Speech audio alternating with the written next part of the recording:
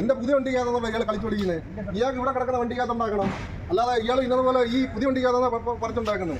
മാരുതിയുടെ ഒരു വണ്ടി എടുത്തു അല്ലെങ്കിൽ വണ്ടി സർവീസിന് കൊടുത്തു എന്നുള്ള ഒരു തെറ്റ് മാത്രമേ ഞാൻ ചെയ്തിട്ടുള്ളൂ. ഈ ഒരു തെറ്റ് ചെയ്തതിന്റെ ഒരു ഭവിഷ്യത്താണ് ഞാനിപ്പോൾ അനുഭവിച്ചുകൊണ്ടിരിക്കുന്നത്.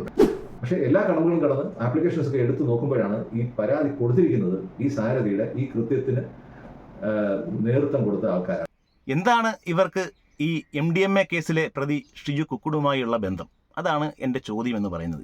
യാതൊരു അടിസ്ഥാനമില്ലാതെ എല്ലാ അധികാര സ്ഥാനങ്ങളിലും വ്യാജ പരാതി കൊടുക്കുക, ഇത്തരം നടപടികളുമായിട്ടാണ് ഈ സാരഥി മാനേജ്മെന്റ് അവരുടെ ജീവനക്കാരും മുന്നോട്ട് നീങ്ങുന്നത്. റൈറ്റ് ഇൻഫർമേഷൻ ആപ്ലിക്കേഷൻ കൊടുത്താൽ പരാതി ആരാണ് പരാതി കൊടുത്തത് ഡിസ്ക്ലോസ് ചെയ്യാൻ പറ്റുന്ന തയ്യാറില്ല. അത്രയും ഒരു ക്ലൗട്ടാണ്, സ്വാധീനമാണ് അവർക്കുള്ളത്. ഉപയോഗിക്കുന്ന ഒരു സർവീസ് എന്റെ ജീവിതത്തിൽ ആദ്യമായിട്ടാണ് എനിക്ക് ഇങ്ങനെ ഒരു അനുഭവം കിട്ടുന്നത്. ആരും ഒരു കാരണവശാലും സാരഥി പറച്ചോളയുള്ള സാരഥിയിൽ ഒരു കാരണവശാലും ഇവരുടെ ഗുണ്ടായുസ് പേടി, രാഷ്ട്രീയ പിടിപാടുകൾ പേടി ഒരുപാട് പേര്. കാരണം ഈ ചാനൽ ഈ ഇദ്ദേഹത്തിന് തന്നെ രാഷ്ട്രീയക്കാരിൽ നിന്നും പല രാഷ്ട്രീയക്കാരിൽ നിന്നും ഭീഷണി ഉണ്ടായിട്ടുണ്ട്. നിങ്ങൾക്കൊരു ഉത്തരവാദിത്തമായിട്ട് നിങ്ങൾക്കൊരു സ്ഥാപനം നടത്തുന്നില്ല. ഇവിടെ ഉത്തരവാദിത്തമായിട്ട് ഒരു വണ്ടി ഇവിടെ കൊണ്ടുത്തരുമ്പോൾ നിങ്ങൾ അതിൻ്റെതായ രീതിയിൽ ഇത് ചെയ്യണം, സർവീസ് ചെയ്യണ്ട. ഞാൻ ഇവിടെ പെയിന്റ് അടിക്കാനല്ലേ കൊണ്ടുതന്നു. ഞാൻ നിങ്ങൾക്ക് കളിച്ചു പിടിക്കാനാണ് ഞാൻ കൊണ്ടുതന്ന വണ്ടി. നിങ്ങൾക്ക് ട്രെയിനറോ അല്ലെന്നുണ്ടെങ്കിൽ ട്രെയിനിങ് പിള്ളേർക്ക് പാപ്പിച്ചാനുള്ള ഈ സാധനമാണ് ഇവിടെ ഞാൻ തന്നത്. തട്ടിയപ്പോൾ ഇതിനകത്ത് ഇത് പെയിന്റ് അടിക്കാനായിട്ട് ഇവിടെ ഈ സാരഥി പനച്ചവള സാരഥിയിൽ കൊണ്ട് കൊടുത്തതാണ്. പനച്ചവള നമുക്ക് വരെ വന്നതാണ്. അതിനകത്ത് ഇവിടുത്തെ ട്രെയിനിൽ പിള്ളേരെ പഠിപ്പിച്ചുകൊണ്ടിരിക്കും. ഹായ്, നമസ്കാരം. വിഷ്ണു വരികാട്ടിലാണ്. അപ്പോൾ ഈ കണ്ട ദൃശ്യങ്ങൾ കഴിഞ്ഞ 9 മാസങ്ങൾക്ക് മുമ്പ് നമ്മുടെ ചാനലിലൂടെ നിങ്ങളിൽ പലരും കണ്ടതാണ്. അപ്പോൾ നമ്മൾ അന്ന് ആ വാർത്ത ചെയ്തതിന് ശേഷം ഈ സാരഥിയുടെ മാനേജ്മെൻറ്റ് മറ്റൊരു ചാനലിനെ ഉപയോഗിച്ച് കുറേ കാര്യങ്ങൾ പുറത്തു വിട്ടിരുന്നു. അപ്പോൾ അന്ന് അവർ അതിലൂടെ പറഞ്ഞ പച്ചക്കള്ളങ്ങൾ എന്തൊക്കെയാണ് എന്നുള്ള കാര്യങ്ങൾ തെളിവ് സഹിതം ഞങ്ങളിപ്പോൾ നിങ്ങളിലേക്ക് എത്തിക്കുകയാണ്. അപ്പോൾ ഈ കണ്ട ദൃശ്യത്തിൽ സർവീസ് മാനേജരായ ആനന്ദ് തന്നെ സമ്മതിക്കുന്നുണ്ട്, അത് ഞാൻ ജസ്റ്റ് ഇതിൽ ആ സിസ്റ്റം ഒന്ന് ഘടിപ്പിച്ചതേ ഉള്ളൂ എന്നുള്ള കാര്യം. എന്നാൽ അവർ തന്നെ പുറത്തുവിട്ടിരിക്കുന്ന CCTV ദൃശ്യങ്ങളിൽ ആ ട്രെയിനർക്കൊപ്പം ഈ പറഞ്ഞ ട്രെയിനിങ് ചെയ്തു എന്ന് പറയുന്ന രാജു എന്ന വ്യക്തി മണിക്കൂറുകൾ ഈ വാഹനം പണിയുന്ന ദൃശ്യങ്ങൾ നമുക്ക് കാണാൻ സാധിക്കുന്നുണ്ട്. അതുപോലെ തന്നെ ആ വാഹനത്തിൻ്റെ എഞ്ചിൻ സംബന്ധമായ ചില ഇളക്കി മാറ്റിയ ഭാഗങ്ങൾ തിരിച്ചു വെച്ച് മുറുക്കുന്ന ദൃശ്യങ്ങൾ നമുക്ക് കാണാം. ഈ ദൃശ്യങ്ങൾ അവിടെ ഈ വാഹനത്തിൻ്റെ ഉടമസ്ഥൻ അഖിൽ ജയപാലൻ തന്നെ അവിടെ വെച്ച് പകർത്തിയ ദൃശ്യങ്ങളാണ് ഇപ്പോൾ നിങ്ങൾ ഈ കണ്ടുകൊണ്ടിരിക്കുന്നത്. സത്യത്തിൽ എന്താണ് സംഭവിച്ചത്? ശരിക്കും നിങ്ങൾ ഈ വാഹനത്തിൻ്റെ എഞ്ചിൻ അടിച്ചോ? ഒരിക്കലുമില്ല. നമ്മളിവിടെ വരുന്ന വാഹനത്തിൻ്റെ എഞ്ചിൻ അടിക്കേണ്ട കാര്യമില്ലല്ലോ. അപ്പോൾ ആനന്ദ് സാറ് പറഞ്ഞു കേട്ടല്ലോ, ഇവിടെ വരുന്ന വാഹനങ്ങളുടെ എഞ്ചിൻ അടിക്കേണ്ട കാര്യമൊന്നും നമുക്കില്ല. ഇനി അങ്ങനെ എഞ്ചിൻ പണി സംബന്ധമായി ഏതെങ്കിലും വാഹനങ്ങൾ വന്നാൽ പോലും ഇവർ ഇനി ഇവിടെ എഞ്ചിൻ അടിച്ച് പണിയാൻ സാധ്യതയില്ല എന്നാണ് അദ്ദേഹത്തിൻ്റെ വാക്കുകളിൽ നിന്ന് എനിക്ക് മനസ്സിലാവുന്നത്. ഏതൊരു വാഹനവും സർവീസ് സെൻ്ററിൽ വന്നു കഴിഞ്ഞാൽ അതിൻ്റെ ജനറൽ ആയിട്ടുള്ള ചെക്കപ്പുകൾ നടത്താറുണ്ട്. അതുകൊണ്ടാണ് സർവീസ് സെൻ്ററിൽ വാഹനം കൊണ്ടുവരുന്നത്. അതുപോലെ മാനേജർ ഇപ്പോൾ പറഞ്ഞ കാര്യം, ഈ സർവീസ് സെൻ്ററിൽ വരുന്ന എല്ലാ വാഹനങ്ങളും ചെക്കപ്പ് കഴിഞ്ഞേ പുറത്ത് വിടത്തുള്ളൂ എന്നുള്ള കാര്യം. എന്തായാലും അത് വിശ്വസിക്കാൻ അല്പം ബുദ്ധിമുട്ടുണ്ട്. കാര്യം ഒരു ഷോറൂമിലും അങ്ങനെ ഒരു സംഭവമുള്ള എനിക്കറിയില്ല. ഇനി പുതിയ നിയമം വല്ലതും വന്നൊന്നും എനിക്കറിയില്ല. എന്തായാലും എനിക്ക് നിങ്ങൾ ചോദിക്കാനുള്ളത്, ഒരു 2 രൂപയുടെയെങ്കിലും ഒരു നട്ടോ ബോൾട്ടോ മാറിയാൽ പോലും വിത്ത് GST അടപ്പിച്ച് അതിൻ്റെ പൈസ വാങ്ങുന്ന നിങ്ങൾ എന്തുകൊണ്ടാണ് ഇത്തരത്തിൽ ഔട്ട് ഓഫ് വാറണ്ടിയിൽ, അതായത് പാച്ച് വർക്ക് സംബന്ധമായ ഒരു വർക്ക് പെയിൻറ്റിങ്ങിന് വന്ന വാഹനത്തിൽ 9300 രൂപ എസ്റ്റിമേറ്റ് നൽകി, 9300 രൂപ പെയിൻറ്റിങ് സംബന്ധമായി എസ്റ്റിമേറ്റ് നൽകിയ വാഹനം 0 ബില്ലിങ്ങിൽ നിങ്ങൾ എന്തിനാണ് ഈ കസ്റ്റമറിനെ തിരിച്ചു കൊടുത്തത്? 1 രൂപ പോലും ഈടാക്കാതെ 0 ബില്ലിങ്ങിലാണ് നിങ്ങൾ കസ്റ്റമർക്ക് തിരിച്ചു കൊടുത്തിരിക്കുന്നത്. എന്തായാലും ഇതിന് പിന്നിലുള്ള ചേതോവികാരം എന്താണെന്ന് ഇത് എനിക്ക് മനസ്സിലാവും, ഈ വാർത്ത കണ്ടുകൊണ്ടിരിക്കുന്ന ആളുകൾക്ക് മനസ്സിലാവും. അത് ശരിയല്ലാത്തൊരു വാർത്തയാണ് നിങ്ങൾ കൊടുക്കുന്നത് എന്നുള്ളത് ബോധ്യപ്പെടുത്താൻ വേണ്ടി അദ്ദേഹത്തെ വിളിച്ചപ്പോൾ അദ്ദേഹം ഇരിക്കുന്ന സ്ഥലത്തേക്ക് വരാനാണ് എന്നോട് ആവശ്യപ്പെട്ടത്. ഇനിയിപ്പോൾ ഈ പറഞ്ഞത് നിങ്ങൾ ശരിയല്ലാത്ത ഒരു വാർത്തയാണ് കൊടുക്കുന്നത് എന്ന് അദ്ദേഹത്തിനോട് പറയാൻ വിളിച്ചപ്പോൾ അദ്ദേഹം എന്നോട് പറയാൻ വേണ്ടി വിളിച്ചപ്പോൾ ഞാൻ ഇവരോട് പറഞ്ഞു ഞാൻ ഇരിക്കുന്ന സ്ഥലത്തേക്ക് വരാൻ. പിന്നെ ഞാനാണോ നിങ്ങളെ കാണാൻ വരേണ്ടത്? നിങ്ങളല്ലേ എന്നെ വിളിച്ചിട്ട് വന്നത്? അദ്ദേഹം വിളിച്ചതിൻ്റെ അടിസ്ഥാനത്തിലാണ് നമ്മൾ. അതെ, തീർച്ചയായിട്ടും. അതിലും കോമഡി അതൊന്നുമല്ല. ഈ സംഭവങ്ങൾ പാളിപ്പോകുന്നു, ഈ പറയുന്ന കാര്യങ്ങൾ പാളിപ്പോകുന്നു എന്ന് കണ്ടപ്പോൾ ഈ ചാനൽ റിപ്പോർട്ടർ അങ്ങോട്ട് ചോദിക്കുന്നു, അദ്ദേഹം അങ്ങോട്ട് വിളിച്ചതിൻ്റെ അടിസ്ഥാനത്തിലല്ലേ നമ്മൾ അങ്ങോട്ട് പോയതെന്ന്. അപ്പോൾ ശരിക്കും പറഞ്ഞു കഴിഞ്ഞാൽ അദ്ദേഹത്തിനെ വിളിപ്പിക്കാൻ വേണ്ടി വിളിച്ച കാര്യത്തിൽ അദ്ദേഹം ഈ വിളിച്ച ആളുകൾ ഒന്ന് പാളിയപ്പോൾ അദ്ദേഹം ഒന്ന് തിരുത്താൻ ശ്രമിക്കുന്നുണ്ട്. അതാണ് നിങ്ങളിപ്പോൾ കണ്ടത്. ചാനലുകാരൻ പറഞ്ഞത് കേട്ടിട്ട് ഈ മാനേജർ പറയുന്നതാണ് ഇനി രസം എന്ന് പറയുന്നത്. അദ്ദേഹത്തെ കാണാൻ ചെല്ലാൻ എന്നെ ഇങ്ങോട്ട് വിളിച്ച് ആവശ്യപ്പെട്ടനുസരിച്ച് ഞാൻ പോവുകയാണ് ഉണ്ടായത്. ഇപ്പോഴത്തെ റൂട്ട് കേട്ടില്ലേ? എന്നെ അങ്ങോട്ട് വിളിച്ചതനുസരിച്ചാണ് ഞാൻ പോയത്. ഇപ്പോൾ ഈ ഒരു സെനൻസിൽ തന്നെയാണ് ഈ 2 കാര്യങ്ങളും പറഞ്ഞിരിക്കുന്നത്. ഇപ്പോൾ ഏറെക്കുറെ കാര്യങ്ങൾ എല്ലാവർക്കും മനസ്സിലായി കാണുമല്ലോ. തുടർന്ന് ഞങ്ങൾ 4 പേരാണ് അവിടെ സ്ഥലത്തെത്തുന്നത്. അപ്പോൾ 4 പേര് അവിടെ ചെല്ലുന്ന സമയത്ത് അദ്ദേഹം ഞങ്ങളോട് വളരെ ഞാനൊരു വാർത്തയാണ് ചെയ്യുന്നത് എന്നുള്ള രീതിയിലൊക്കെ തന്നെയാണ് എന്നോട് സംസാരിച്ചത്. ആദ്യം അനുനയിപ്പിച്ച് സംസാരിക്കാൻ വേണ്ടി ഇവർ 4 പേര് കൂടി വന്നു. അപ്പോൾ ഞാൻ സംസാരിച്ചത് എന്താണ് എന്നുള്ള കാര്യം വ്യക്തമായി ഇദ്ദേഹം തന്നെ പറഞ്ഞിട്ടുള്ളതാണ്. അതിനുശേഷം ഞങ്ങൾ തിരിച്ചു വന്നിട്ട് വീണ്ടും നമ്മുടെ കൊളീഗ് എന്ന് പറഞ്ഞ പുള്ളി ഞങ്ങളെ വിളിച്ചിരുന്നു. അദ്ദേഹം പറഞ്ഞനുസരിച്ച് ഞാൻ ഒറ്റയ്ക്ക് അദ്ദേഹത്തെ കാണാൻ ഈ പറഞ്ഞ സ്ഥലത്ത് തന്നെ ചെന്നു. രണ്ടാമത് പറഞ്ഞ കാര്യം, ആദ്യം വന്ന പരിപാടി ഏറ്റില്ല. ഏക്കാഞ്ഞത് കൊണ്ട് ഞാൻ ഒറ്റയ്ക്ക് പോയി ഒന്ന് ട്രാപ്പിലാക്കി വരാം എന്ന് പറഞ്ഞ് മറ്റുള്ളവരെ മാറ്റി നിർത്തിയിട്ട് അദ്ദേഹം ഒറ്റയ്ക്ക് വന്ന് ട്രാപ്പിലാക്കാൻ വേണ്ടി വന്നു. ആ വന്നത് ഏതോ ഒരു കൊളീഗ് എന്ന് പറയുന്ന ആളുണ്ടെന്ന് അദ്ദേഹം വിളിച്ചതനുസരിച്ചാണ്. ആരാണ് ആ കൊളീഗ് എന്ന് കൂടി പറയേണ്ടത് ഇത്തരം പറയുമ്പോൾ. രണ്ടാമത് വീണ്ടും ഇദ്ദേഹം ഒറ്റയ്ക്ക് കാണാൻ വന്നതിന് ശേഷവും പരിപാടിയൊന്നും ഏറ്റില്ല. അതിനുശേഷം തിരികെ മടങ്ങിപ്പോയി ഇവരൊക്കെ തമ്മിൽ ഒരു ചെറിയ ഗൂഢാലോചനയൊക്കെ നടത്തി. അതിനുശേഷമാണ് ഇപ്പോൾ നിലവിൽ അഞ്ചലിലെ പ്രമാദമായ MDMA കേസിൽ ഇപ്പോൾ നിലവിൽ മാസങ്ങളായി ജാമ്യം കിട്ടാതെ അകത്ത് കിടക്കുന്ന കുക്കുടു എന്ന ഷിജുവിനെയും കൂട്ടി അഞ്ചൽ CAയുടെ റൂമിൽ ഇവർ എത്തിച്ചേർന്നത്. എന്താണ് ഇവർക്ക് ഈ MDMA കേസിലെ പ്രതി ഷിജു കുക്കുടുമായുള്ള ബന്ധം? അതാണ് എൻ്റെ ചോദ്യം എന്ന് പറയുന്നത്. ഇതിൻ്റെ കൂടുതൽ കാര്യങ്ങൾ ഞാൻ പറയാം. അത് നിങ്ങൾ ഈ 4 പേര് ചേർന്ന് ചെന്നു. അതെ. അപ്പോൾ അതാണ് ഈ വീഡിയോയിൽ കാണിക്കുന്നത്. നിങ്ങൾ ആദ്യം ഞങ്ങൾ ഭീഷണിപ്പെടുത്താൻ പോകുന്നു എന്ന് പറയുന്ന കാണിക്കുന്ന വീഡിയോയിൽ കാണിക്കുന്നു. നമ്മുടെ സൂപ്പർവൈസറാണ്, ഇവിടുത്തെ ബോഡി വർക്ക്ഷോപ്പിൻ്റെ സൂപ്പർവൈസറാണ്. പുള്ളി തന്നെയാണത് വണ്ടി അവിടെ ചെയ്തുകൊണ്ടിരുന്നതും. നമ്മുടെ ടെക്നിക്കൽ ഹെഡും അതിനകത്ത് ഉണ്ടായിരുന്നു എന്നുള്ളതേ ഉള്ളൂ. ഇവർ രണ്ടുപേരും മാത്രമാണ് ഈ വാഹനത്തിൻ്റെ അടുത്ത് ഉണ്ടായിരുന്നത്. അല്ലാതെ വേറെ ട്രെയിനീസോ അങ്ങനെയുള്ള ആരും, യഥാർത്ഥത്തിൽ ഇവിടെ ട്രെയിനീസോ അങ്ങനെയുള്ള ആരും ഇല്ല. ഈ മാനേരി പറയുന്ന കാര്യങ്ങളൊക്കെ വളരെ ശരിയാണ് കേട്ടോ. പക്ഷേ ഈ ബോഡി പെയിൻറ്റിങ്ങിന് വന്ന വണ്ടിയിലാണ് ഈ ബോണറ്റ് തുറന്നു വെച്ച് ഇത്രയും മണിക്കൂറുകൾ ഈ വാഹനം പണിഞ്ഞുകൊണ്ടിരിക്കുന്നത് എന്നുള്ള കാര്യം ദൃശ്യങ്ങൾ പുറത്തു വിട്ടുകൊണ്ടാണ് ഈ മാനേരി സംസാരിക്കുന്നത്. കാരണം ഇപ്പോൾ മാനേരി പറഞ്ഞനുസരിച്ച് ഇവിടെ ട്രെയിനുകൾ ആരുമില്ല, ഇവിടെ എല്ലാ എക്സ്പീരിയൻസ് ഉള്ള ആളുകൾ മാത്രമേ ഉള്ളൂ. ആ സമയത്ത് അവരുടെ ടെക്നിക്കൽ ഹെഡും ശ്രീരാഗും മാത്രമായിരുന്നു ആ വാഹനത്തിൻ്റെ അടുത്ത് ഉണ്ടായിരുന്നത് എന്നും പുള്ളി പറഞ്ഞു. എന്തായാലും ഇനി ശ്രീരാഗ് രാജു പറയുന്നത് കൂടി നമുക്കൊന്ന് കേൾക്കാം. നിങ്ങൾ ആ വീഡിയോയ്ക്കകത്ത് കണ്ടിരിക്കുന്ന ആ ആൾ ഞാനാണ്. അപ്പോൾ അതിൻ്റെ അകത്ത് ട്രെയിനിൽ നിന്ന് പറഞ്ഞിരിക്കുന്ന വ്യക്തി ഞാനാണ്, കസ്റ്റമർ. ഞാൻ പുള്ളിയെ വിളിച്ചിരിക്കുന്ന ആ വോയിസിൻ്റെ അകത്തുള്ള ആൾ ഞാൻ തന്നെയാണ്. കാരണം എനിക്ക് പേഴ്സണലായിട്ട് പുള്ളിയെ അറിയാം. എൻ്റെ ഒരു പരിചയം വെച്ചിട്ടാണ് ഞാൻ പുള്ളിയെ അന്ന് വിളിച്ചത്. അതായത് ചേട്ടൻ്റെ വണ്ടിക്കകത്ത് നമ്മൾ എന്താ ചെയ്തതെന്ന് പറഞ്ഞ് മനസ്സിലാക്കാനാണ് ഞാൻ അന്ന് പുള്ളിയെ വിളിച്ചത്. ശ്രീരാഗ് പറഞ്ഞതുപോലെ അഖിലിനെ വിളിച്ച് എന്തൊക്കെ കാര്യങ്ങളാണ് സംസാരിച്ചതെന്ന് കൂടി നമുക്കൊന്ന് കേൾക്കാം. ഹലോ. അഖിലണ്ണ, ഞാൻ ശ്രീജു അണ്ണ. പറഞ്ഞോ ശ്രീജു, എന്താണ് വേണ്ടത്? ആണ് ചെയ്യരുതെണ്ണ. കാരണം അണ്ണൻ്റെ വണ്ടിയിലാണ് അണ്ണൻ വന്നപ്പോഴത്തേക്ക് ഞാൻ അതിൽ ട്രെയിൻ ചെയ്തോണ്ടിരുന്നത്. ഒരു കാര്യം ഞാൻ ചോദിച്ചോട്ടെ? ഞാൻ മാർച്ച് മാസം എടുത്ത വണ്ടി ഏപ്രിൽ മാസം കഴിഞ്ഞ് മെയ് മാസമായി 1.5 ലക്ഷം രൂപ കൊടുത്ത് എണ്ണി കൊടുത്ത് ഞാൻ മേടിച്ച വണ്ടിയാണ്. അതെങ്ങനെ ആവട്ടെ, ആ വണ്ടി ഞാൻ അവിടെ പെയിന്റ് ചെയ്യാനാണ് തന്നത്. ആ പെയിന്റ് ചെയ്യാൻ തന്ന വണ്ടിക്കകത്ത് നിങ്ങൾ ട്രെയിനിങ് ചെയ്ത് പഠിക്കുന്നത് ശരിയാണോ? അപ്പോൾ ശ്രീരാഗ് രാജു പറഞ്ഞതെന്ന് പറയുന്നത് കേട്ടല്ലോ, എല്ലാം പുള്ളി സമ്മതിക്കുന്നുണ്ട്. ഈ ട്രെയിനിങ് ചെയ്ത പുള്ളിയാണ് സമ്മതിക്കുന്നുണ്ട്. അതുപോലെ ഈ അഖിലിനെ വിളിച്ചത് ശ്രീരാഗാണ് സമ്മതിക്കുന്നുണ്ട്. ഇപ്പോൾ എല്ലാവർക്കും ഏറെക്കുറെ പൂർണ്ണമായി തന്നെ കാര്യങ്ങൾ മനസ്സിലായി കാണുമല്ലോ. എല്ലാം ഈ ശ്രീരാഗ് രാജു സമ്മതിക്കുന്നുണ്ട്. ട്രെയിനിങ് നടത്തിയത് അദ്ദേഹമാണെന്ന് സമ്മതിക്കുന്നുണ്ട്. നിങ്ങളിപ്പോൾ ഇത്രയും കേട്ടത് ഈ കഴിഞ്ഞ 9 മാസം ആ സമയത്ത് നടന്ന സംഭവങ്ങളാണ്. ഇനി ഈ 9 മാസങ്ങൾക്ക് ശേഷം ഈ അടുത്ത ദിവസം വരെ നടന്ന കാര്യങ്ങൾ തെളിവ് സഹിതം ഞങ്ങൾ നിങ്ങളിലേക്ക് എത്തിക്കുകയാണ്. കഴിഞ്ഞ ഒരു 9 മാസത്തിന് മുൻപ് നമ്മുടെ ചാനലിൽ ഒരു വാർത്ത വളരെയധികം വൈറലായിരുന്നു. അതായത് ഒരു മാരുതിയുടെ ബലേനോ വാഹനം അഞ്ചൽ പനച്ചവിളയിൽ പ്രവർത്തിക്കുന്ന സാരഥി എന്ന സർവീസ് സെൻ്ററിൽ പെയിൻറ്റിങ്ങിന് കൊടുത്ത് അവിടെ ഒരു ദുരനുഭവം നേരിടേണ്ടി വന്ന അഖിൽ ജയപാലൻ്റെ ഒരു വാർത്തയായിരുന്നു. അത് ഏകദേശം 7 മില്യണിൽ കൂടുതൽ ലോക മലയാളികൾ കണ്ട ഒരു വാർത്തയായിരുന്നു. അത് നമ്മളന്ന് അതിൻ്റെ തെളിവ് സഹിതമാണ് നമ്മളന്ന് റിപ്പോർട്ട് ചെയ്തത്. അതിൽ നിരവധി ആരോപണങ്ങൾ അവർക്കെതിരെ അഖിൽ ജയപാലൻ ഉന്നയിച്ചിരുന്നു. ഈ കഴിഞ്ഞ 9 മാസക്കാലമായി ആ വാഹനത്തിൻ്റെ ഉടമസ്ഥൻ അഖിൽ ജയപാലിനെതിരെയും അതുപോലെ ആ വാർത്തയെന്ന് റിപ്പോർട്ട് ചെയ്ത എനിക്കെതിരെയും ഈ മാനേജ്മെൻറ്റിൻ്റെ ഭാഗത്തു നിന്ന് ഉണ്ടായ ദുരനുഭവങ്ങൾ തെളിവ് സഹിതം ഞങ്ങളിപ്പോൾ പുറത്തുവിടാൻ നിർബന്ധിതരായിരിക്കുകയാണ്. ഇതുമായി ബന്ധപ്പെട്ട് ഈ സാരഥി മാനേജ്മെൻറ്റിനെതിരായി അഖിൽ ജയപാലൻ കൺസ്യൂമർ കോർട്ടിലും അതുപോലെ തന്നെ പുനലൂർ മജിസ്ട്രേറ്റ് കോടതിയിലും കേസുകൾ ഫയൽ ചെയ്തിട്ടുണ്ട്. അത് ഇരു കോടതികളിലും ഇപ്പോൾ നിലവിൽ കേസ് നടന്നുകൊണ്ടിരിക്കുന്ന സാഹചര്യമാണ് നിലവിലുള്ളത്. എന്നാൽ ഈ കഴിഞ്ഞ 9 മാസക്കാലമായി അഖിൽ ജയപാലിനെതിരായി നിരവധി വ്യാജ പരാതികളാണ് ഈ മാനേജ്മെന്റ് ഇവരുടെ ഗുണ്ടകളെയും സ്റ്റാഫുകളെയൊക്കെ ഉപയോഗിച്ച് ഈ അഖിൽ ജയപാലിനെതിരെ നൽകി അഖിൽ ജയപാലിനെ മാനസികമായി ഹറാസ് ചെയ്തുകൊണ്ടിരിക്കുന്നത് എന്നുള്ള കാര്യങ്ങളാണ് ഇപ്പോൾ അഖിൽ ജയപാലൻ നമ്മളോട് പങ്കുവെക്കാൻ പോകുന്നത്. ഇതിനെ സംബന്ധിച്ചുള്ള നിരവധി രേഖകളാണ് ഇപ്പോൾ അഖിൽ ജയപാലൻ നമ്മളുടെ മുന്നിലേക്ക് വച്ചിരിക്കുന്നത്. വാർത്ത വന്ന അടുത്ത ദിവസം മുതൽ ഈ സാരഥി മാനേജ്മെന്റിലെ സർവീസ് മാനേജറായ ആനന്ദും മറ്റു 2-3 പേരും എന്നെ പല തരത്തിലും സ്വാധീനിക്കാൻ ശ്രമിച്ചിരുന്നു. ഈ വാർത്ത പിൻവലിക്കണം എന്നാവശ്യപ്പെട്ട് നമ്മൾ അതിനൊന്നും തയ്യാറായില്ല. ആ തയ്യാറാവാത്ത സാഹചര്യത്തിൽ ഏതെങ്കിലും തരത്തിൽ ട്രാപ്പിൽ പെടുത്തുക എന്ന ഉദ്ദേശത്തോടുകൂടി വീണ്ടും എന്നെ സമീപിക്കുകയുണ്ടായി. അതിലൊന്നും നമ്മൾ വഴങ്ങാതെ വന്നപ്പോൾ അടുത്ത ഒരു കാര്യം അവർ ചെയ്തെന്ന് പറയുന്നത് അഞ്ചൽ CIക്ക് ഒരു പരാതി കൊടുത്ത് സ്റ്റേഷനിലേക്ക് വിളിച്ച് സ്റ്റേഷനിൽ വെച്ച് ഇത് ഫലമായി ഇത് റിമൂവ് ചെയ്യിക്കാനുള്ള ശ്രമം നടന്നിരുന്നു. ഇവർ അഞ്ചൽ പോലീസ് സ്റ്റേഷനിൽ പരാതി നൽകിയെന്ന് പറഞ്ഞുകൊണ്ട് എനിക്കൊരു ഫോൺ കോൾ വരികയുണ്ടായി. അങ്ങനെ ഈ ഫോൺ കോൾ വന്നതിൻ്റെ അടിസ്ഥാനത്തിൽ ഞാൻ ആ സമയത്ത് തന്നെ അവർ വിളിപ്പിച്ചതിൻ്റെ അടിസ്ഥാനത്തിൽ ഞാൻ അഞ്ചൽ സ്റ്റേഷനിൽ ഹാജരായിരുന്നു. ആ സമയം ശരിക്കും അവിടെ ശ്രദ്ധിക്കാതെ പോയ ഒരു വളരെ വലിയൊരു കാര്യം ഉണ്ടായിരുന്നു.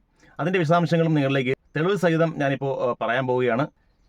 ഞാൻ അഞ്ചൽ സ്റ്റേഷനിൽ ഇതുമായി ബന്ധപ്പെട്ട് ചെല്ലുമ്പോൾ അഞ്ചൽ CI അന്ന് സാബു എന്ന് പറയുന്നൊരു ഉദ്യോഗസ്ഥനായിരുന്നു. ഈ അഞ്ചൽ CI സാബു എന്ന ഉദ്യോഗസ്ഥൻ്റെ റൂമിലേക്ക് എന്നെ വിളിപ്പിച്ചു. ആ വിളിപ്പിക്കുന്ന സമയത്ത് ഞാൻ അവിടേക്ക് പ്രവേശിക്കുമ്പോൾ അവിടെ ഉണ്ടായിരുന്നത് ഈ സാരഥിയുടെ സർവീസ് മാനേജറായ ആനന്ദ്, അതുപോലെ GM എന്ന് പരിചയപ്പെടുത്തിയ ഒരാൾ, പിന്നെ കണ്ടാലറിയുന്ന മറ്റൊരാളുമായിരുന്നു. അവർക്കൊപ്പം CIയോട് ഈ കാര്യങ്ങൾ സംസാരിച്ചുകൊണ്ടിരുന്നത് ഇന്ന് അഞ്ചലിലെ ഏറ്റവും വലിയ പ്രമാദമായ MDMA കേസിൽ മാസങ്ങളായി ജാമ്യം കിട്ടാതെ അകത്ത് കിടക്കുന്ന കുക്കുടു എന്ന ഷിജു ആയിരുന്നു ഈ സാരഥിയുടെ മാനേജ്മെന്റിന്റെ ഭാഗത്തു നിന്ന് അവർക്ക് വേണ്ടി കാര്യങ്ങൾ സംസാരിക്കുന്നതിന് അവിടെ ഉണ്ടായിരുന്നത്. ഞാൻ അവിടെ ചെല്ലുന്നതിന് മുൻപ് തന്നെ ഇവർ ഈ അഞ്ചൽ CA കണ്ട് എന്തൊക്കെയോ കാര്യങ്ങൾ തെറ്റിദ്ധരിപ്പിച്ച് വെച്ചിട്ടുണ്ടായിരുന്നു എന്ന് മനസ്സിലാക്കാൻ കഴിയും. കാര്യം അതിന്റെ അടിസ്ഥാനത്തിലാണ് അന്ന് അഞ്ചൽ CA ആയിരുന്ന സാബു എന്ന് പറയുന്ന ഉദ്യോഗസ്ഥനോട് സംസാരിച്ചത്.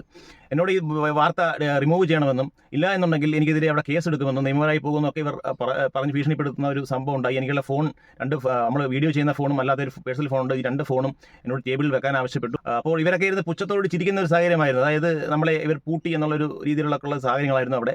ആ സമയത്ത് വളരെ മോശമായ രീതിയിൽ CA സാബു എന്നോട് സംസാരിക്കുകയുണ്ടായി. എന്തായാലും ഞാൻ അതൊന്നും വഴങ്ങുന്നില്ല എന്ന് കണ്ടപ്പോൾ ഇത് കേസെടുക്കും, കോടതിയിലേക്ക് വിടുക എന്നൊക്കെ പറഞ്ഞതിന് ശേഷം എന്നോട് പൊക്കോളാൻ പറഞ്ഞു.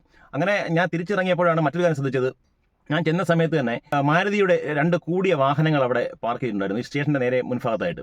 അതിലൊന്നെന്ന് പറയുന്നത് ഒരു ഫ്ലൂറസെന്റ് പച്ച കളർ ഒരു ജിമിനിയും, മുകളിലൊരു മിസൈൽ പോലെ ഒരു ബോക്സൊക്കെ വെച്ച് കിട്ടിയ ഒരു ജിമിനിയും, അതുപോലെ തന്നെ തൊട്ടടുത്ത് തന്നെ ഒരു നീല കളർ ഗ്രാൻഡ് വിതാരയുമായിരുന്നു അവിടെ പാർക്ക് ചെയ്തിരുന്നത്. ശരിക്കും ഞാൻ അതിനുശേഷമുള്ള ഇപ്പോൾ ഈ 9 മാസത്തിനിടയ്ക്ക് നടന്ന സംഭവങ്ങളുടെ അടിസ്ഥാനത്തിൽ ഞാൻ കുറച്ച് കാര്യങ്ങൾ അന്വേഷിച്ച് മനസ്സിലാക്കാൻ കഴിഞ്ഞത് ഈ 2 വാഹനങ്ങളും ഈ മാരുതിയുടെ ഷോറൂമിൽ നിന്ന് ഈ MDMA കേസിൽ പെട്ടിപ്പോൾ ജയിലിൽ കഴിയുന്ന കുക്കുടു എന്നറിയപ്പെടുന്ന ഷിജുവിൻ്റെ പേരിൽ രജിസ്റ്റർ ചെയ്ത വാഹനങ്ങളായിരുന്നു. അന്നത് രജിസ്റ്റർ ചെയ്ത വാഹനമല്ലായിരുന്നു, രജിസ്റ്റേർഡ് വാഹനങ്ങളായിരുന്നു. അതിനുശേഷം ഈ വാഹനങ്ങൾ രണ്ടും രജിസ്റ്റർ ചെയ്തിരിക്കുന്നത് ഈ കുക്കുടു എന്ന ഷിജുവിൻ്റെ പേരിലാണ്. നിലവിലെ ഈ വാഹനങ്ങൾ ഇപ്പോൾ MDMA കേസുമായി ബന്ധപ്പെട്ട് പോലീസ് കസ്റ്റഡിയിലാണെന്നാണ് അറിയാൻ കഴിഞ്ഞിരിക്കുന്നത്. എന്തായാലും ഈ സംഭവം നടക്കുന്നതിന് ഏതാനും ദിവസങ്ങൾക്ക് മുൻപ് ഈ മാരുതിയിൽ നിന്ന് എടുത്ത വാഹനങ്ങളായിരുന്നു ഇത് രണ്ടും. ഈ വാഹനങ്ങൾ ഒക്കെ തന്നെ, ഈ 2 വാഹനങ്ങളും നല്ല വില കുറച്ച് തന്നെയാണ് ഈ കുക്കുടു എന്ന ഷിജുവിന് അവർ നൽകിയിരിക്കുന്നത് എന്ന് നമുക്കറിയാൻ കഴിഞ്ഞിട്ടുണ്ട്.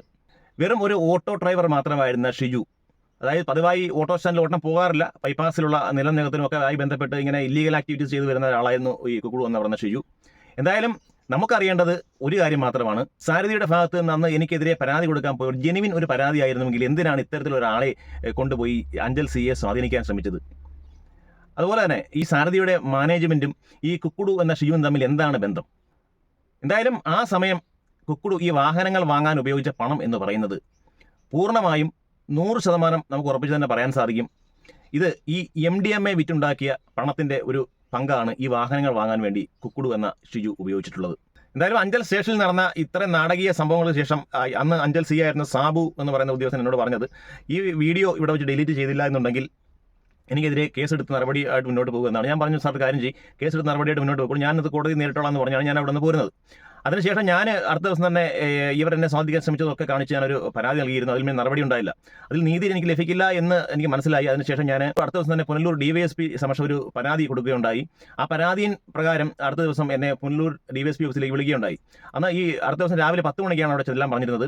പക്ഷേ തലേ ദിവസം രാത്രി എനിക്ക് അറിയാൻ കഴിഞ്ഞു, ഞാൻ ഈ DYSP ഓഫീസിൽ ഹാജരാകാതിരിക്കാൻ വേണ്ടി ഞാൻ പുനലൂർ ചെല്ലുന്ന ആ സമയത്ത് ഇവർ ഗുണ്ടകളെ ഉപയോഗിച്ച് എന്നെ നേരിടുമെന്നുള്ളൊരു സംഭവം ഞാൻ അറിയുകയുണ്ടായി. അതിന് പ്രകാരം രാവിലെ പിറ്റേ ദിവസം ഈ ഹാജരാവേണ്ട ദിവസം രാവിലെ തന്നെ പുനലൂർ DYSP ഫോണിൽ വിളിച്ച് സംസാരിച്ചു.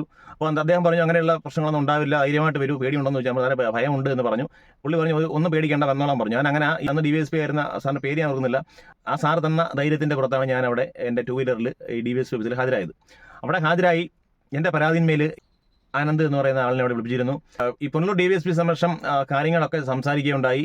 ആ സമയത്ത് തന്നെ ഞാൻ ഒരു പ്രാവശ്യം പോലും ഇവരെ കോൺടാക്ട് ചെയ്തിട്ടില്ല. ഇവർ എന്നെയാണ് നിരവധി തവണ ഫോണിൽ വിളിച്ചിട്ടുള്ളത്. ഇങ്ങനെയുള്ള കാര്യങ്ങളൊക്കെ അദ്ദേഹത്തിന് ബോധ്യപ്പെട്ടതിന് ശേഷം അദ്ദേഹം അവിടെ രജിസ്റ്റർ ബുക്കിൽ, അവിടെ ഈ പരാതി എഴുതുന്ന രജിസ്റ്റർ ബുക്കിൽ അവിടെ ഈ ആനന്ദ് അറിയെ കൊണ്ട് എഴുതിപ്പിച്ചിട്ടുള്ളത് എന്താണെന്ന് വെച്ച് കഴിഞ്ഞാൽ, എന്നെ ഫോണിൽ കൂടെയോ നേരിട്ടോ ഒരു രീതിയിലും കോൺടാക്ട് ചെയ്യാനോ സ്വാധീനിക്കാനോ ശ്രമിക്കരുത്, അതുപോലെ തന്നെ എന്നെ അപായപ്പെടുത്താനുള്ള കാര്യങ്ങളും ചെയ്യില്ല എന്നുള്ള കാര്യം അവിടെ വ്യക്തമായി DYSP ഓഫീസിൽ കുറിച്ചുള്ള രജിസ്റ്ററിൽ എഴുതി ഒപ്പിട്ടതിന് ശേഷമാണ് ആനന്ദ് അറിവിയെ അവിടെ നിന്ന് പറഞ്ഞിട്ടുള്ളത്. അതിനുശേഷം എന്ന് പറയുന്നത് ഇവർ എനിക്കെതിരെ നിരവധി മുകളിലേക്ക് പരാതികളുമായി പോയി. ഈ പരാതിയിൽ യാതൊരു കഴമ്പുമില്ല എന്ന് മനസ്സിലാക്കിയ ഉദ്യോഗസ്ഥർ ഇതിനെ നടപടിയെടുത്തില്ല. അവസാനം ഇവർ ചെയ്തെന്ന് പറയുന്നത് പുനലൂർ മജിസ്ട്രേറ്റ് കോടതിയിൽ എനിക്കെതിരെ ഒരു മാനനഷ്ട കേസ് ഫയൽ ചെയ്യുകയുണ്ടായി. അതിനുശേഷം ബഹുമാനപ്പെട്ട കേരള ഹൈക്കോടതിയിലും ഒരു കേസ് ഫയൽ ചെയ്യുകയുണ്ടായി.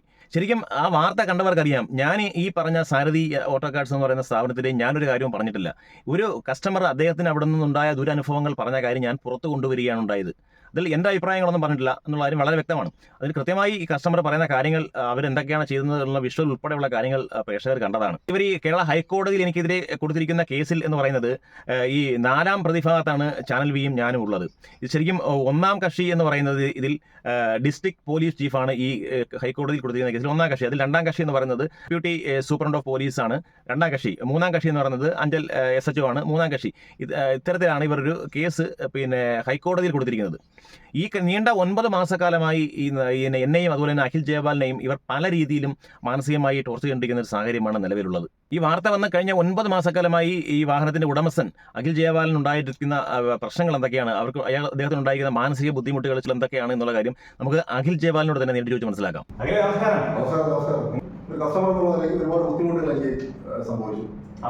ഇതിന്റെ ഭാഗത്ത് എന്ന് വെച്ച് കഴിഞ്ഞാൽ ഞാൻ ആ കൊടുത്ത വണ്ടി പെയിന്റിങ്ങിനാണ് ഞാൻ അവിടെ കൊടുക്കുന്നത്. ആ സർവീസ് സെന്ററിൽ ഞാൻ പെയിന്റിങ്ങിന് വേണ്ടി മാത്രമാണ് ഞാൻ ആ വണ്ടി കൊടുക്കുന്നത്. അതുമായിട്ട് ബന്ധപ്പെട്ട് ഇവർ ഇതിനകത്ത് ട്രെയിനിങ് നടത്തുകയും അതുമായിട്ട് ബന്ധപ്പെട്ടുള്ള വിഷയങ്ങളാണ് ഈ പുല്ലൂർ കോടതിയിലും അതുപോലെ തന്നെ കൊല്ലം കൺസ്യൂമർ കോർട്ടിലും കേസുകൾ നടന്നുകൊണ്ടിരിക്കുന്നത്. അപ്പോൾ ഈ കേസുകളുമായിട്ട് ബന്ധപ്പെട്ട് ഇവർക്കെതിരെ കേസുകൾ ഞാൻ കൊടുത്തത് കൊണ്ട് ഇതുപോലെ ഇവർ എന്നെ ഉപദ്രവിച്ചുകൊണ്ടിരിക്കുന്നു, മാനസികമായിട്ട് എന്നെ ഉപദ്രവിച്ചുകൊണ്ടിരിക്കുന്നു. കാരണം എന്ന് വെച്ച് കഴിഞ്ഞാൽ ഞാൻ 2 സ്ഥാപനങ്ങൾ ഞാൻ നടത്തുന്നുണ്ട്. ഞാനൊരു computer centre CSC common service centre എന്ന് പറയുന്ന ഒരു കമ്പ്യൂട്ടർ സെന്റർ നടത്തി വരികയാണ്. പിന്നെ അതുപോലെ തന്നെ എൻ്റെ വൈഫ് ഫിസിയോതെറാപ്പിസ്റ്റാണ്. ഫിസിയോതെറാപ്പി ഞങ്ങൾ സ്വന്തമായിട്ട് തുടങ്ങി വന്നതാണ്. അപ്പോൾ ഇതിൽ പെയിന്റിങ് കൊടുത്ത ഈ വണ്ടിയിൽ നിന്ന് പറഞ്ഞ അതിൽ നിന്നും ഇവരെനിക്കെതിരെ മുഴുവൻ RTIയും അതുപോലെ തന്നെ ട്രാൻസ്പോർട്ട് കമ്മീഷണർക്കെതിരെ കംപ്ലൈന്റുകൾ കൊടുക്കുകയും ഭൂമക്കത്തുകൾ കൊടുക്കുകയും ഈ കംപ്ലൈന്റിന്റെ മുകൾ ഭാഗത്തായിട്ട് ഈ കംപ്ലൈന്റ് നൽകിയിരിക്കുന്ന വ്യക്തിയുടെ പേരോ മേൽവിലാസമോ പുറത്ത് അറിയിക്കാൻ പാടുള്ളതല്ല എന്നുള്ള രീതിയിലായിരിക്കും ഈ കംപ്ലൈന്റുകളെല്ലാം കൊടുക്കുന്നത്. അപ്പോൾ നമ്മൾ വിവരാവസ്ഥ ഇട്ട് കഴിഞ്ഞാൽ തന്നെ ഈ കംപ്ലൈന്റ് ഒരു കാരണവശാലും ഈ ഉദ്യോഗസ്ഥർ തരുന്നില്ല. അപ്പം ഇവിടെ വന്ന് MPD അയച്ചു തന്നെ സ്പെഷ്യൽ ബ്രാഞ്ചിൽ നിന്ന് തന്നെ ഇവർ വരുന്നത് വെച്ച് കഴിഞ്ഞാൽ ഇപ്പം ഞാൻ ആ വണ്ടി വെയിറ്റ് ചെയ്യാൻ കൊടുത്ത വണ്ടി റെന്റ് കൊടുക്കുന്നു എന്നുള്ള രീതിയിൽ അല്ലെങ്കിൽ വാടക കൊടുക്കുന്നു എന്നുള്ള രീതിയിലുള്ള കംപ്ലൈന്റുകളാണ്. അവരത് ബോധ്യപ്പെട്ടു, ഉദ്യോഗസ്ഥർക്ക് ബോധ്യപ്പെട്ടതിന്റെ അടിസ്ഥാനത്തിൽ അവരത് ക്ലോസ് ചെയ്ത് വിടുകയും ആ കംപ്ലൈന്റ് അപേക്ഷ ക്ലോസ് ചെയ്ത് വിടുകയും ചെയ്തു. അതായത് ഇതിന്റെ വ്യക്തിവൈരാഗ്യങ്ങളാണ് ഇവർ ഈ തീർത്തുകൊണ്ടിരിക്കുന്നത്. അത് കഴിഞ്ഞ് അത് ഒന്നും ആയില്ല എന്ന് കണ്ടപ്പോൾ ഇവർ സ്പെഷ്യൽ ബ്രാഞ്ചിൽ എനിക്ക് മയക്കുമരുന്നുമായി ബന്ധമുണ്ടെന്നുള്ള രീതിയിൽ ഇവർ സ്പെഷ്യൽ ബ്രാഞ്ചിൽ കൊട്ടാരക്കര DYSP പരാതി കൊടുക്കുകയും അവിടുന്ന് അന്വേഷണമായിട്ട് നമ്മുടെ വാർഡ് മെമ്പറായിട്ടുള്ള രാജീവ് ഘോഷിയെ ബന്ധപ്പെടുകയും ചെയ്തു. അത് ക്ലോസ് ചെയ്തു. നിലവിൽ അടുത്ത പരാതി എന്ന് പറഞ്ഞു കഴിഞ്ഞാൽ കിട്ടിയിരിക്കുന്ന പരാതി പഞ്ചായത്തിലേക്കാണ് എനിക്ക് പരാതി കിട്ടിയത്. എന്റെ ബിൽഡിങ്ങിന്റെ സംബന്ധമായിട്ട് എനിക്ക് പെർമിറ്റ് ഇല്ലാതാണ് ഞാൻ ഈ ബിൽഡിംഗ് പണിഞ്ഞത്. ഒരു പുതിയ ബിൽഡിംഗ് ആണ് പണിഞ്ഞപ്പോൾ ആഗസ്റ്റ് മാസത്തിൽ ഞാൻ ഉദ്ഘാടനം ചെയ്ത് ഫിസിയോതെറാപ്പി സ്റ്റാർട്ട് ചെയ്തത് 2024. അപ്പം ഇതുമായിട്ട് ബന്ധപ്പെട്ട് ഇവർ പരാതി ഇട്ടിരിക്കുന്നത് എനിക്ക് ഇവിടെ പെർമിറ്റ് ഇല്ല, എനിക്ക് ലൈസൻസ് ഇല്ലാതാണ് ഞാൻ ഈ സ്ഥാപനം നടത്തിക്കൊണ്ട് പോകുന്നത് എന്നുള്ള രീതിയിൽ ഇവർ പഞ്ചായത്തിൽ വിടുകയും അതുമായിട്ട് ബന്ധപ്പെട്ട് പഞ്ചായത്തിൽ നിന്ന് ഒരു ഉദ്യോഗസ്ഥരെ പരിശോധനയ്ക്ക് എത്തുകയും അവർക്കത് ബോധ്യപ്പെട്ട് പോവുകയും ചെയ്തിട്ടുള്ളതാണ്. ഇതും ഞാൻ വിവരാവകാശം വേണ്ടി ഇതിന്റെ പരാതികളെ പകർപ്പെടുക്കാൻ നോക്കിയപ്പോൾ അതിന്റെ മുകളിലും ഇവർ ഇതേപോലെ എഴുതുന്നു, ഈ പരാതി ഇടുന്ന വ്യക്തിയുടെ പേരോ മേൽവിലാസമോ പുറത്ത് വിടാൻ പാടില്ല. ഇത് ഞാൻ വിവരാവകാശം ഇട്ടിട്ട് കിട്ടാതെ ഞാൻ അപ്പീലിടാൻ അപ്പീലിട്ട് നമ്മുടെ LSTD ഡെപ്യൂട്ടി ഡയറക്ടർക്ക് അപ്പീലിട്ടതിന് ശേഷം അവിടുന്ന് എനിക്ക് ഉത്തരവ് വന്നു. ഇതിലൊക്കെ ഈ പരാതിയുടെ പകർപ്പ് കൊടുക്കണമെന്ന് പറഞ്ഞ് ഉത്തരവ് വന്നതിന്റെ അടിസ്ഥാനത്തിൽ പഞ്ചായത്തിൽ നിന്നും എനിക്ക് അതുപോലെ ഈ പരാതിയുടെ പകർപ്പ് കിട്ടി. ആ പരാതിയുടെ പകർപ്പിൽ പറഞ്ഞിരിക്കുന്ന വ്യക്തി പേര് നമ്മുടെ ശ്രീരാഗ്, നമ്മുടെ പുല്ലൂർ മജിസ്ട്രേറ്റ് കോടതിയിൽ കേസ് നടക്കുന്ന അതിൽ 3ാം കക്ഷിയായിട്ട് ഞാൻ കൊടുത്തിരിക്കുന്നത് എന്റെ വണ്ടി ഇളക്കി പണിഞ്ഞ 3ാം കക്ഷിയായിട്ടുള്ള ശ്രീരാഗം ചെമ്പകരാമല്ലൂർ എന്ന് പറയുന്ന വ്യക്തിയാണ്. ചെമ്പകരാമല്ലൂർ അഞ്ചലിലെ ഒരു 9ാം വാർഡ് വാഹനം ഇളക്കിയത് അദ്ദേഹം തന്നെ.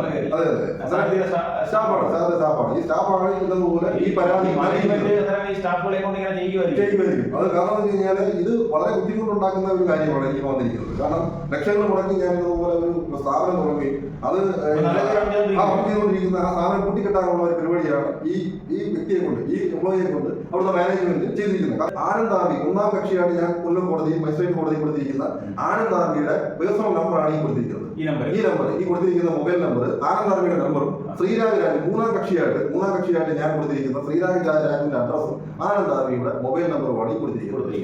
ഇതിന്റെ മുകളിൽ ഏറ്റവും മുകളിൽ എഴുതിയിരിക്കുന്നത് പരാതിക്കാരന്റെ, ഞാൻ നേരത്തെ പറഞ്ഞിരുന്നു, പരാതിക്കാരൻ നൽകി ഈ പരാതി നൽകിയിരിക്കുന്ന എന്റെ പേരോ മേൽവിലാസമോ രഹസ്യമായി സൂക്ഷിക്കുകയും എന്ന് അറിയിച്ചു കൊടുക്കുന്നു എന്നുള്ള ഒരു കുറിപ്പ് കൂടി ഇതിന്റെ മണ്ടയിൽ കൊടുത്തിട്ടുണ്ട്. ഈ കുറിപ്പ് കൊടുത്തതിന്റെ അടിസ്ഥാനത്തിൽ ഉദ്യോഗസ്ഥർ ഈ പരാതിയുടെ പകർപ്പ് തരാൻ അവർ പഠിക്കും, വിസമ്മതിക്കും. കാരണം അവിടെ ജോലിയെ ബാധിക്കുന്ന ഒരു കാര്യമായതുകൊണ്ട് അവർ ഇതിൽ നിന്നും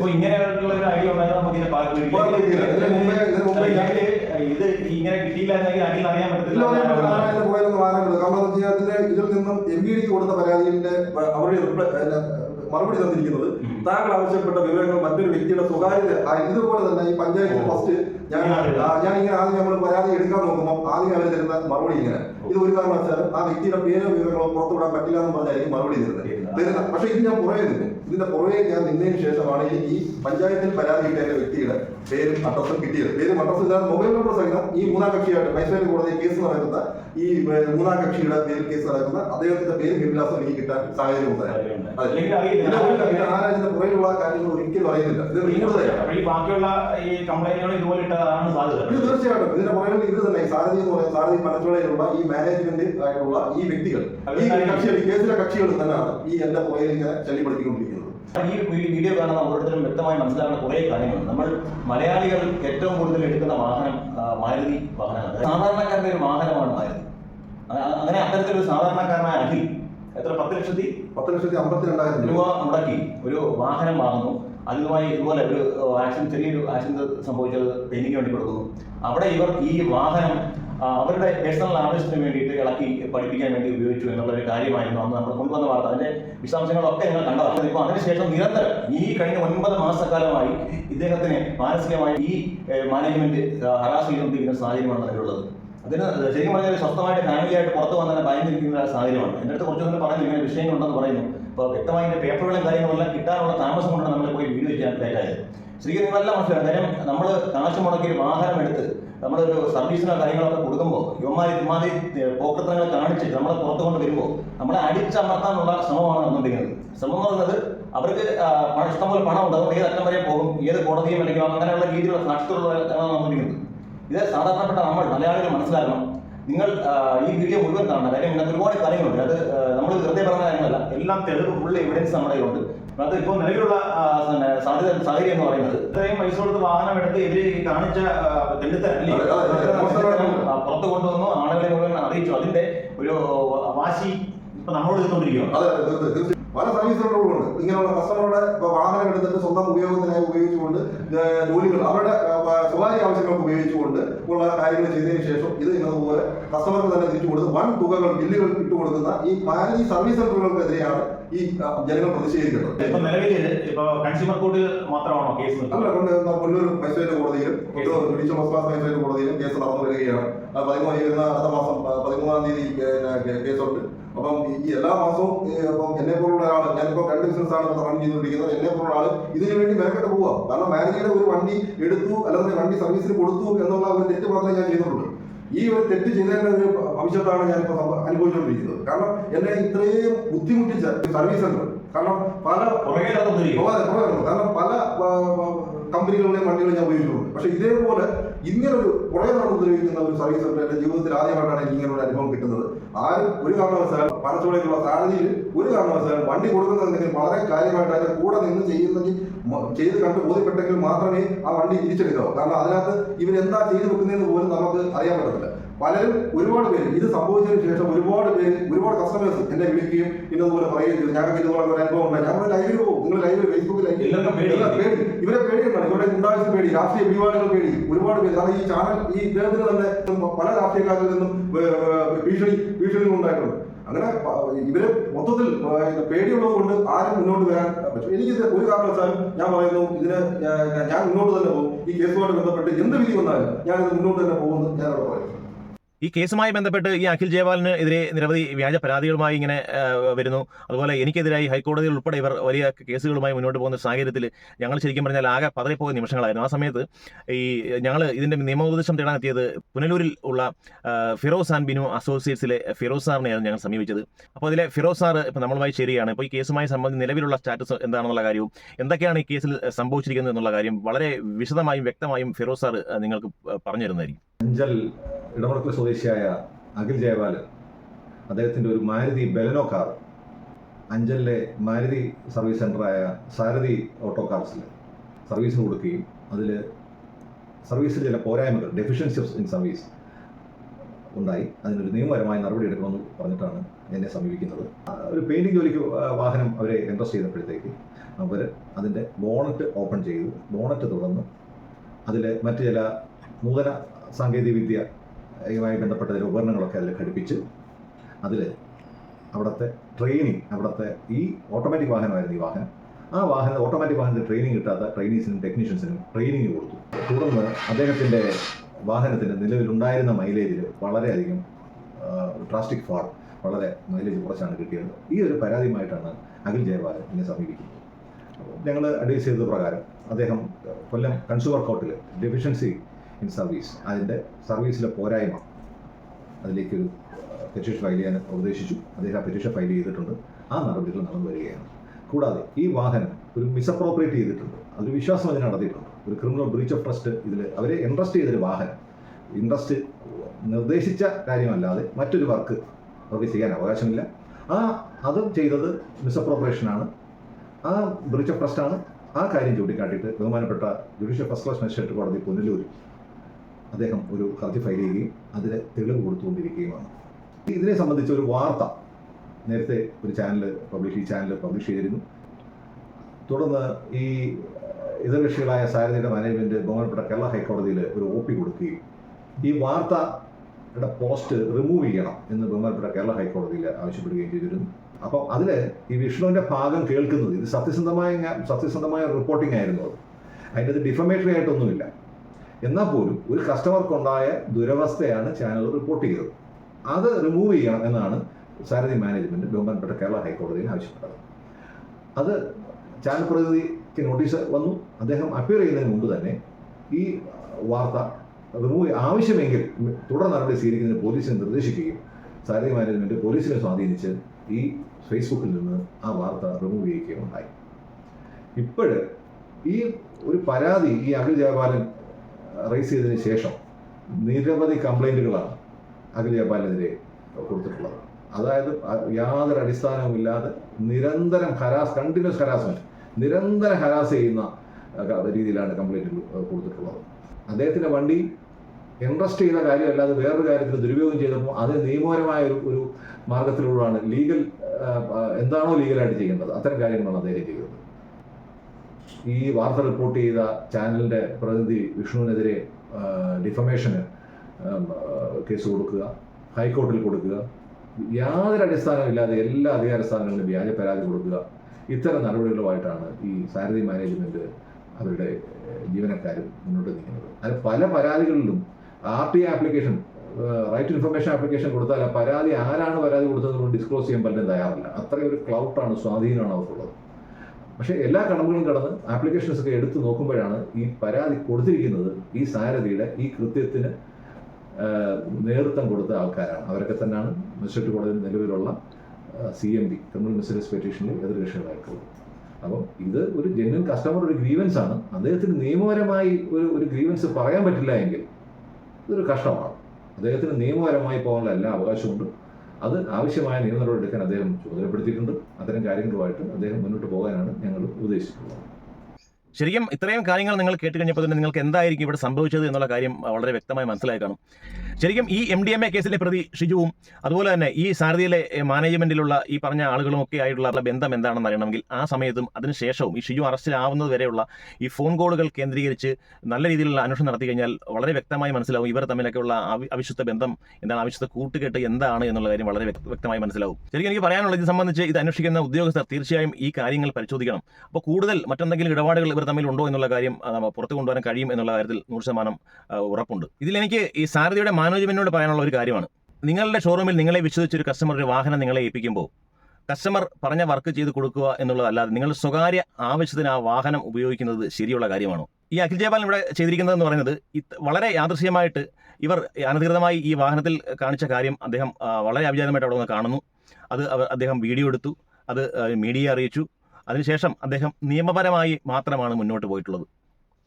ആ നിയമപരമായി മുന്നോട്ട് പോയ ഒരാളെ ഇത്തരത്തിലൊരു കോർപ്പറേറ്റ് കമ്പനി പലതരത്തിൽ മാനസികമായിട്ട് ഹറാസ് ചെയ്യുക, അദ്ദേഹത്തിനെതിരായി നിരവധി വ്യാജ പരാതികൾ ഗുണ്ടകളെയും സ്റ്റാഫുകളെയും ഉപയോഗിച്ച് ഈ മാനേജ്മെൻറ്റ് ചെയ്യുക എന്നുള്ള കാര്യങ്ങൾ നിങ്ങളൊരു കസ്റ്റമറോട് ചെയ്യുന്നത് ശരിയാണോ എന്നുള്ള നിലപാട് നിങ്ങൾ പുനഃപരിശോധിക്കണം.